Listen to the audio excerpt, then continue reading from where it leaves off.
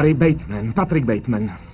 Jako můj právník musíš vidět, že jsem zabil dost lidí. Lehkou holku v cizím domě a pak 5 až 10 bezdomovců. V Central Parku jsem odchyt holku, že po ní tělo našli u stánku na parkovišti. Zabil jsem Bethany. Svou bývalou dostala to kladivem a taky chlapa šišlavýho teplouče s podvraťákem. A minule to byla další motorovou pilou. A já nerad. Já musel. Skoro mi utekla. Je toho víc, už se nepamatuju, možná modelka. Už je taky v pánu.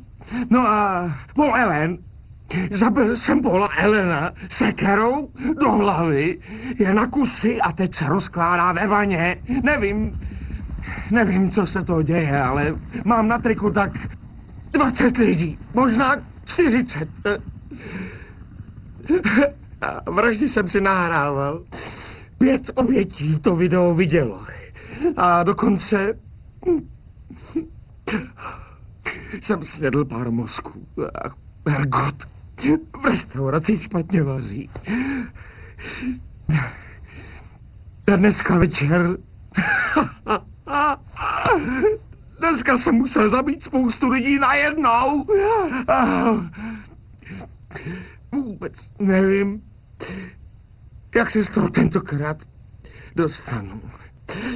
Padám na dno. Bojím se, že jsem asi nemocnej. Až se vrátíš, budu v baru u Henryho.